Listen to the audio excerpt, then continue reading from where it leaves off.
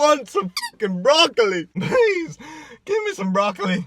What is up, family? You read the title of the video. We are going to try to eat as much cereal as we can in one whole day, because the topic of today's video is going to be all about overeating and carbohydrates. So what better way to celebrate than eat as much cereal as we can in the whole day? So we got up nice and early, absolutely demolished our legs. So what better way to start off the day than a nice juicy box of Rice Krispie cereal? I prepped these in the morning, but you're talking 200 grams of Rice Krispies with a scoop of whey as the milk for the first meal. So I'm gonna dive into this. This should be super easy because I love cereal. We have our spoon at the ready and we have our whey, so shake this up a bit. Beautiful. There we go. Jesus, I'm sweating already so much. So that is what we're working with for the first box or bowl of cereal, whatever you want to call it. Let's try eat these as quickly as we can because my phone memory is probably gonna run out. Cheers!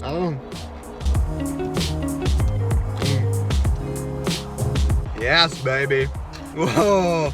There's one thing I love is cereal. So this, I think, is gonna be one of the best days of my life. People are looking at me, but who cares? Ow.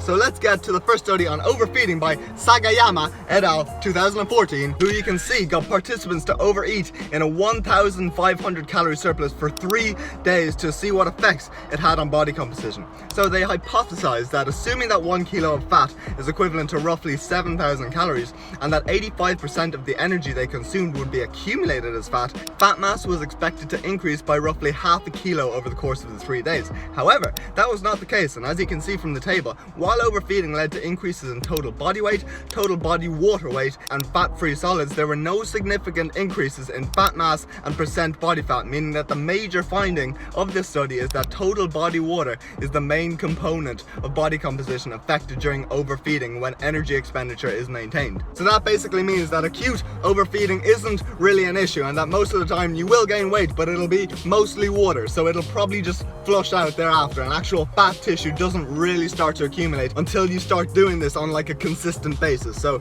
today shouldn't cause too much of a problem. Too easy. And the whey actually isn't too bad with them either. Now we're probably gonna have to drink the rest of the whey, but pretty much we finished the whole box in what seemed like about 10 minutes. Oh my god, I'm dripping sweat. That's all dietary induced thermogenesis kicking in. We're gonna drink this down now. It was at this moment that he knew. He f***ed up. Oh shit, guys. Oh no. Oh well, what can you do? So cheers to the first box. There we go. First box, pretty much down. Finito! Check in with you at the next meal. I think it's gonna be cereal. So it has been roughly about 1.5 hours, 2 hours, and I'm not gonna go for the big box yet, but we are gonna have 200 grams of these Cheerios, and then we're gonna wash it down with some of this dark chocolate almond milk. I'm absolutely addicted to this lately, so yeah, gonna have to weigh this out. Get a bowl, another spoon, weigh out the Cheerios. Pretty much 200 grams of the Cheerios. Open up this bad boy, pour on the milk.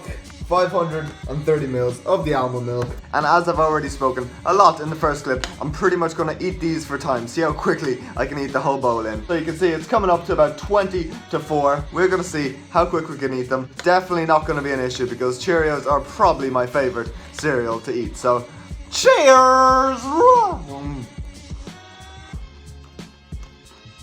Oh, baby.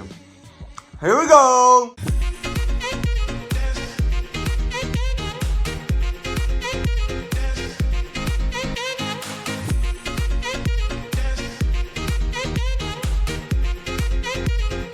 Cheers to another bowl of the beautiful O's that are Cheerios. Oh, the milk is very good, by the way. I forgot to say that. Finito. Am I gonna be an idiot and do this? Of course I am.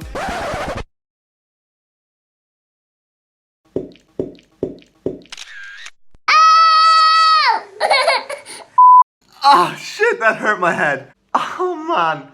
47, so 10 minutes to eat that whole bowl. Oh my god, this is dripping everywhere. But hopefully that entertained you, and we are definitely gonna go for the box next. So check in with you at the next meal. Again, I think it's gonna be cereal. So it is coming up to about 6 o'clock. Cheerios are well and truly digested, left it a good bit of time, and my appetite is back. So you know what that means. I think it's finally time. And so we're going to try to have this whole bowl of poverty choco rice from Lidl. Of course, with whey protein as the milk, because I do still have to sort of hit my protein target for the day. So we're going to need a shaker. Open. So 1 scoop of this bulk powder's chocolate whey. 1 whole scoop. Boop. Beautiful. Pop on the lid. Give it a shake. Now let's open up this bad boy. You need a bowl and a spoon. As I'm gonna have the whole box, there's no point in me weighing this out. So you can see this is 500 grams, half a kilo of cereal. Oh my god, it's already like 400 grams of carbohydrates. So 400 grams of carbs in this bad boy. Cut it open. Here we go, just pour it all into the bowl. I hope it fits. Oh dear lord. Oh shit. Okay. Snap, crackle, pop, bitch. Okay, and that did nothing. You see we're halfway oh my god, that's so big. Halfway covered, so not too bad. So this is what we're working with. Oh my god, I don't think the camera does it any justice, but holy shit, that's a lot of cereal. So I'm gonna dive into this while talking a little bit about carbohydrate science and why I adopt a high carb diet. But let's try get a few bites for you before we get to that. Yeah, very good. They actually taste exactly like Cocoa Pops. I mean, seriously, if you want to save some dollar, go for some poverty rice instead of some Cocoa Pops. It's like €2 in the difference. And the problem is actually getting them covered enough with the milk. I think I might be a little bit too optimistic. Holy shit, guys. This is going to be quite difficult, even by my appetite standards. Huh? It's actually okay when it's soggy. It goes down a little bit quicker. Yeah, not doing too bad. All the things I do for YouTube. Okay, let's talk about carbohydrate science. Why do I advocate a high carb diet? Well, in layman's terms, apart from increasing performance because carbohydrates are your main source of energy, and of course increasing recovery because glycogen is very dependent on carbohydrate intake, there is also evidence out there to suggest that higher carb diets will keep you leaner when in a surplus. So when you go into a calorie surplus, you're probably going to store less fat if that surplus is coming all from carbohydrates as opposed to fat. And I know that there are loads of studies out there, but the one that I personally like to go back to is the one by Horton et al. 1995. I'll probably put the link down below, who recruited 9 lean individuals and 7 obese individuals for an overfeeding study. So they basically fed these individuals calorie surplus equating to 50% of their maintenance calories, either from fat or carbohydrates, for 2 whole weeks to see if there was any difference in like fat storage, energy expenditure increase, all of that jazz. So let's go into that study a little bit more. As you can see, results show that with fat overfeeding, 91 to 95% of excess energy was stored throughout the study. Although 90% of the excess energy was stored on the first day of carbohydrate overfeeding, it then declined significantly on days 7 and 14, with 77% and 83% of excess being stored respectively. Also, carbohydrate overfeeding produced progressive increases in both carbohydrate oxidation and total energy expenditures, with authors showing that this increase was approximately double that which could be explained by the combination of increased thermic effect of food and increased body mass. So as you can see from the graph, on day 7 and 14, carb overfeeding significantly increased energy expenditure. So you can see the bar chart for the carbohydrate group is way higher than that for the fat group after carbohydrate overfeeding. And that might explain one reason why it might keep you leaner, because essentially all of that energy expenditure is just burning off the energy that you're eating, so it might almost negate your calorie surplus, or at least make it smaller than overfeeding with fat. So the final conclusions by the author was that for the equivalent amount of excess energy, fat leads to more body fat accumulation than does carbohydrate. So that is why most fitness professionals, including myself, advocate a higher carb diet. So that is that. Hopefully you learned something from it. Let's try and finish off this bowl of cereal. Let's go. Come on. Come on. Get a bit of milk. And before I get all the comments, no, I do not fucking advocate this. Do not do this. But it is YouTube, so we gotta do what we gotta do. Fun fact, I actually used to be a very chubby kid, and I actually attribute a lot of that due to cereal. I would literally wake up in the morning and have like 5 bowls of cereal. It was probably about 3/4 of a box every single day. I mean, no wonder I was f***ing fat, because I was on my ass playing Call of Duty every single day. I was like, oh my god! Oh! But yeah, that's definitely where my love for cereal comes from.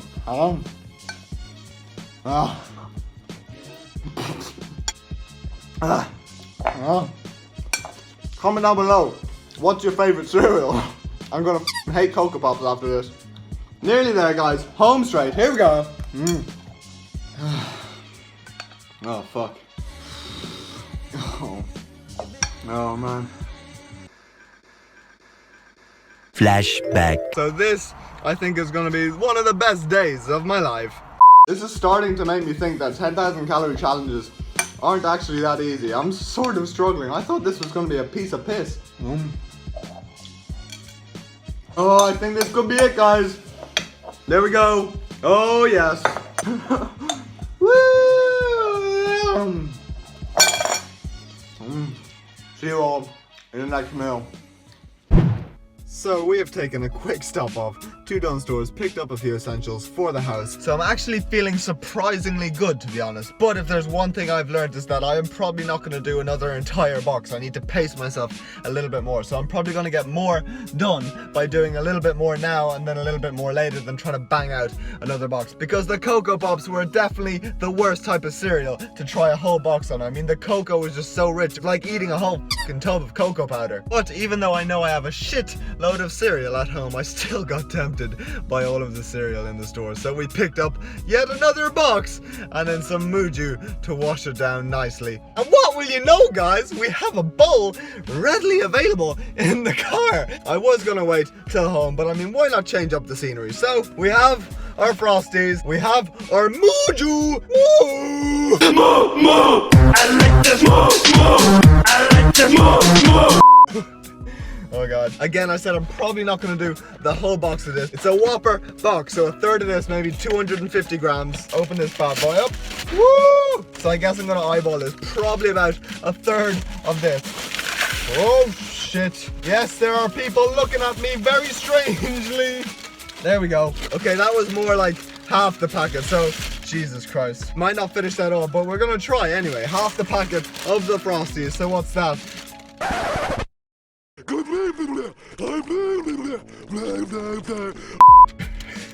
325 grams. I'll probably track this as the chocolate Muju at the ready, all over the cereal. Oh shit, okay, these don't absorb the milk as much. So here we go. Wish me luck. Oh yes. Perfetto. Pro tip for anyone doing a cereal challenge, these go down a lot easier. So if you want to do a whole box, do like a really sugary cereal, not like a cocoa powder or a really heavy one like Cocoa Pops. That was a fucking bad mistake by my part. I think we might actually achieve this. Come on, Calorie!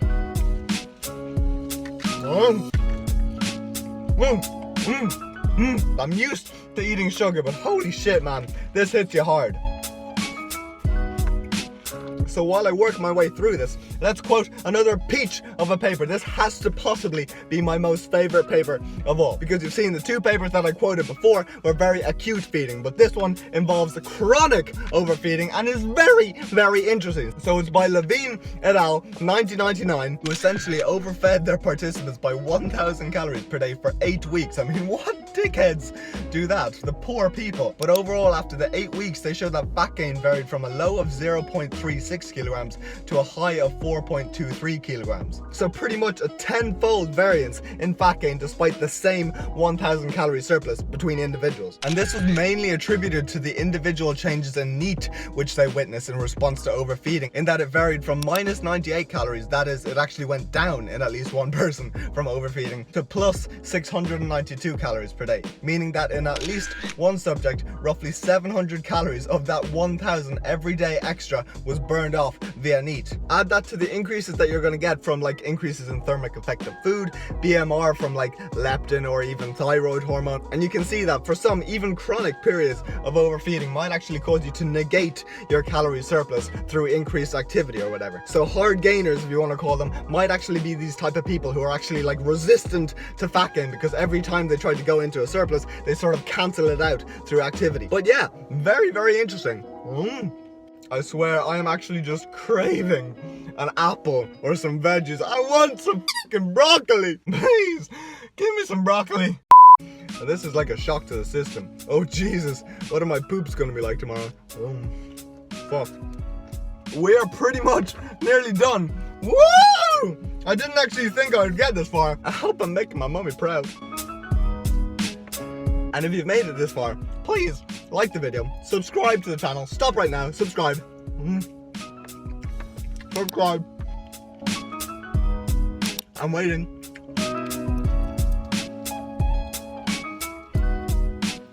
Thank you. I think we're to the stage where we're gonna drink this now, so. That is what we got left. Let's see, I'll turn this around. Oh God, no, oh shit. Ah! We good, we cannot miss this euphoric moment. There we go, 2 more scoops. 1, here we go.